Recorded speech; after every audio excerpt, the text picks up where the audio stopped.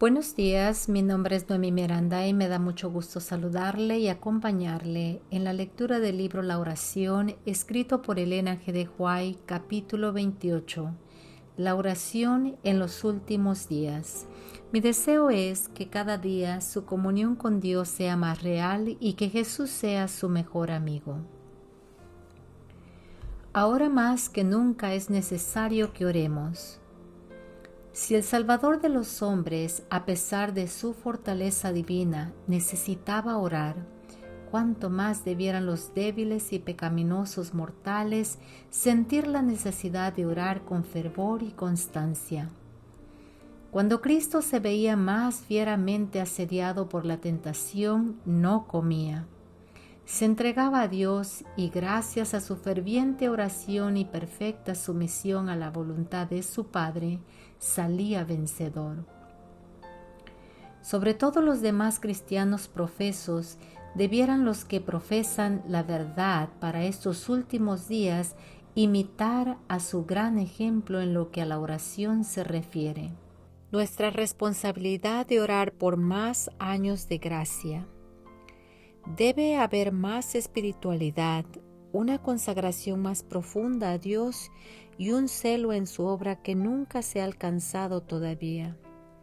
Debe dedicarse mucho tiempo a la oración para que las vestiduras de nuestro carácter sean lavadas y emblanquecidas en la sangre del Cordero. Debemos en forma especial y con fe inquebrantable pedir a Dios que dé ahora a su pueblo gracia y poder. No creemos que haya llegado plenamente el tiempo en que han de restringirse nuestras libertades. El profeta vio 4 ángeles que estaban sobre los 4 ángulos de la tierra, deteniendo los 4 vientos de la tierra, para que no soplase viento sobre la tierra ni sobre la mar, ni sobre ningún árbol. Otro ángel que ascendía desde el oriente clamó a ellos diciendo: no hagáis daño a la tierra, ni al mar, ni a los árboles, hasta que señalemos a los siervos de nuestro Dios en sus frentes. Apocalipsis 7, 1, 3. Esto señala la obra que tenemos que hacer ahora. Una gran responsabilidad incumbe a los hombres y mujeres que oran en todo el país, para que pidan a Dios que rechace la nube del mal y nos conceda algunos años más de gracia en que trabajar para el Maestro. Clamemos a Dios para que sus ángeles retengan los 4 vientos hasta que los misioneros sean enviados a todas partes del mundo y proclamen la amonestación contra los que desobedecen la ley de Jehová. Orar en tiempos de paz prepara al pueblo de Dios para los tiempos de prueba en el fin. Los siervos de Cristo no habían de preparar discurso alguno para pronunciarlo cuando fuesen llevados a juicio. Debían hacer su preparación día tras día al atesorar las preciosas verdades de la palabra de Dios y al fortalecer su fe por la oración. Cuando fuesen llevados a juicio, el Espíritu Santo les haría recordar las verdades que necesitasen. Un esfuerzo diario y ferviente para conocer a Dios y a Jesucristo a quien Él envió iba a impartir poder y eficiencia al alma. El conocimiento obtenido por el escrutinio diligente de las Escrituras iba a cruzar como rayo en la memoria al debido momento. Pero si algunos hubiesen descuidado el familiarizarse con las palabras de Cristo y nunca hubiesen probado el poder de su gracia en la dificultad, no podrían esperar que el Espíritu Santo les hiciese recordar sus palabras. Habían de servir a Dios diariamente con afecto indiviso y luego confiar en Él. Vivimos en el periodo más solemne de la historia de este mundo. La suerte de las innumerables multitudes que pueblan la tierra está por decidirse. Tanto nuestra dicha futura como la salvación de otras almas dependen de nuestra conducta actual. Necesitamos ser guiados por el Espíritu de verdad.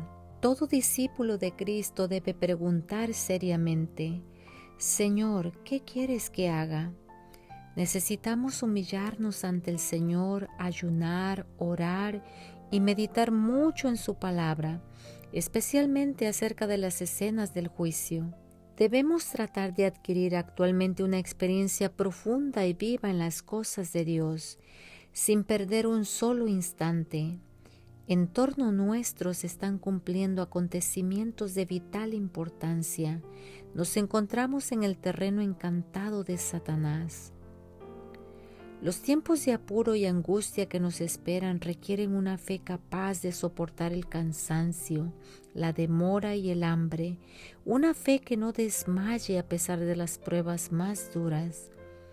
El tiempo de gracia les es concedido a todos a fin de que se preparen para aquel momento. Jacob prevaleció porque fue perseverante y resuelto. Su victoria es prueba evidente del poder de la oración importuna. Todos los que se aferren a las promesas de Dios como lo hizo Él, y que sean tan sinceros como Él lo fue, tendrán tan buen éxito como Él. Los que no están dispuestos a negarse a sí mismos, a luchar desesperadamente ante Dios y a orar mucho y con empeño para obtener su bendición, no lo conseguirán. Cuán pocos cristianos saben lo que es luchar con Dios. Cuán pocos son los que jamás suspiraron por Dios con ardor hasta tener como intención todas las facultades del alma. Cuando olas de la indecible desesperación envuelven al suplicante, cuán raro es verle atenerse con fe inquebrantable a las promesas de Dios. La oración nos ha de salvaguardar hasta el fin. Hasta que el conflicto termine, habrá quienes se aparten de Dios. Satanás ordenará de tal manera las circunstancias que, a menos que seamos guardados por el poder divino, ellos debilitarán casi imperceptiblemente las fortificaciones del alma.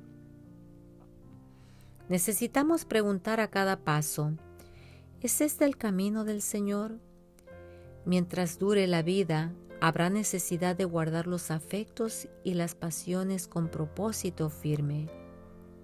Ni un solo momento podemos estar seguros a no ser que confiemos en Dios y tengamos nuestra vida escondida en Cristo. La vigilancia y la oración son la salvaguardia de la pureza. Todos los que entren en la ciudad de Dios lo harán por la puerta estrecha, con esfuerzo y agonía, porque no entrará en ella ninguna cosa sucia o que hace abominación. Apocalipsis 21:27. Pero nadie que haya caído necesita desesperar. Hombres de edad que fueron una vez honrados por Dios, pueden haber manchado sus almas y sacrificado la virtud sobre el altar de la concupiscencia, pero si se arrepienten, abandonan el pecado y se vuelven a su Dios, sigue habiendo esperanza para ellos. El que declara, sé fiel hasta la muerte, y yo te daré la corona de la vida, Apocalipsis 2:10, formula también esta invitación.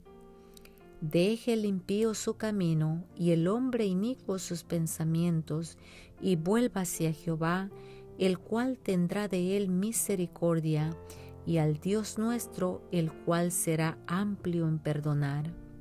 Isaías 55:7. Dios aborrece el pecado, pero ama al pecador. Declara, yo medicinaré su rebelión, los amaré de voluntad. Oseas 14:4. Un grupo pequeño orará por la iglesia en sus momentos de mayor peligro. La levadura de la piedad no ha perdido todo su poder. En el tiempo en que son mayores el peligro y la depresión de la iglesia, el pequeño grupo que se mantiene en la luz estará suspirando y clamando por las abominaciones que se cometen en la tierra. Pero sus oraciones ascenderán más especialmente en favor de la iglesia, porque sus miembros están obrando a la manera del mundo. No serán vanas las oraciones de estos pocos fieles. Cuando el Señor salga como vengador, vendrá también como protector de todos aquellos que hayan conservado la fe en su pureza y se hayan mantenido sin mancha del mundo. Será entonces el tiempo en que Dios prometió vengar a sus escogidos que claman día y noche, aunque sea longánimo con ellos. Orar por el Espíritu cuando llegue la lluvia tardía. No podemos depender de la forma o de la maquinaria externa. Lo que necesitamos es la influencia vivificante del Santo Espíritu de Dios. No con ejército ni con fuerza, sino con mi espíritu, ha dicho Jehová de los ejércitos. Zacarías 4:6. Orad sin cesar y vigilad actuando de acuerdo con vuestras oraciones. Mientras oren, crean y confíen en Dios. Es el tiempo de la lluvia tardía en el cual el Señor otorgará liberalmente su espíritu. Sean fervientes en la oración y vigilantes en el Espíritu. La oración es la única protección del cristiano en el fin. Vi que algunos, con fe robusta y gritos acongojados, clamaban ante Dios. Estaban pálidos y sus rostros demostraban la profunda ansiedad resultante de su lucha interna. Gruesas gotas de sudor bañaban su frente, pero con todo, su aspecto manifestaba firmeza y gravedad. De cuando en cuando brillaba en sus semblantes la señal de la aprobación de Dios, y después volvían a quedar en severa, grave y anhelante actitud. Los ángeles malos los rodeaban, oprimiéndolos con tinieblas para ocultarles la vista de Jesús y para que sus ojos se fijaran en la oscuridad que los rodeaba, a fin de inducirlos a desconfiar de Dios y murmurar contra Él. Su única salvaguardia consistía en mantener los ojos alzados al cielo, pues los ángeles de Dios estaban encargados del pueblo escogido, y mientras que la ponzoñosa atmósfera de los malos ángeles circundaba y oprimía a las ansiosas almas, los ángeles celestiales batían sin cesar las alas para disipar las densas tinieblas. De cuando en cuando Jesús enviaba un rayo de luz a los que angustiosamente oraban para iluminar su rostro y alentar su corazón. Vi que algunos no participaban en esta obra de acongojada demanda, sino que se mostraban indiferentes y negligentes, sin cuidarse de resistir a las tinieblas que los envolvían, y éstas los encerraban como una nube densa. Los ángeles de Dios se apartaron de ellos y acudieron en auxilio de los que anhelosamente oraban.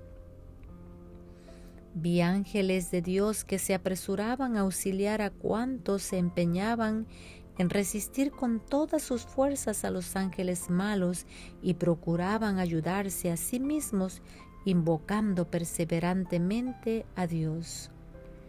Pero nada hicieron sus ángeles por quienes no procuraban ayudarse a sí mismos y los perdí de vista. El pueblo de Dios orará y prevalecerá al final como Jacob.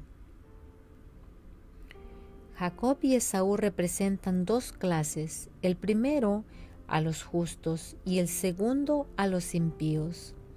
La angustia que Jacob experimentó cuando Esaú marchaba contra él con sus 400 hombres representa la angustia que experimentarán los justos cuando se promulgue el decreto de muerte contra ellos inmediatamente antes de la venida del Señor. Cuando los impíos se reúnan a su alrededor, se llenarán de angustia, pues, al igual que Jacob, no podrán ver salvación para sus vidas. El ángel se puso delante del patriarca y éste se asió de aquél y luchó con él toda la noche. Así también los justos, en su momento de prueba y angustia, lucharán en oración con Dios, como Jacob luchó con el ángel. El patriarca en su angustia oró toda la noche para verse libre de la mano de Esaú. Los justos en su angustia mental clamarán a Dios día y noche para verse libres de la mano de los impíos que los rodearán. Jacob confesó su indignidad. Menor soy que todas las misericordias y que toda la verdad que has usado para con tu siervo. Los justos en su angustia se sentirán profundamente convencidos de su falta de méritos y con muchas lágrimas reconocerán su completa indignidad y, al igual que Jacob, se aferrarán de las promesas de Dios por medio de Jesucristo, hechas precisamente para pecadores tan dependientes, tan desamparados y tan arrepentidos. El patriarca se aferró firmemente del ángel en su aflicción y no lo dejó partir. Mientras le suplicaba con lágrimas, éste le recordó sus errores pasados y trató de librarse de él para probarlo. Así también serán probados los justos en el día de su angustia, para que se manifiesten la fortaleza de su fe, su perseverancia e inconmovible confianza en el poder de Dios para librarlos. Jacob no quiso desistir. Sabía que Dios era misericordioso y recurrió a su misericordia. Señaló su pasada tristeza por sus errores y su arrepentimiento e insistió en que se lo librara de las manos de Esaú. Su oración importuna continuó toda la noche. Al recordar sus errores pasados, casi se desesperó, pero sabía que tendría que recibir ayuda de Dios, o si no, perecería. Se aferró fuertemente del ángel e insistió en su pedido con clamores fervientes y angustiosos hasta que prevaleció. Así ocurrirá con los justos. Cuando recuerden los acontecimientos de su vida pasada, sus esperanzas casi desaparecerán. Pero cuando comprendan que es un caso de vida o muerte, clamarán fervorosamente a Dios y pedirán que tenga en cuenta su tristeza pasada por sus pecados y su humilde arrepentimiento, y entonces invocarán su promesa. ¿Oh, forzará alguien mi fortaleza? Haga conmigo paz. Sí, haga paz conmigo. Isaías 27:5. Ofrecerán entonces de día y de noche sus fervientes peticiones a Dios. Amén.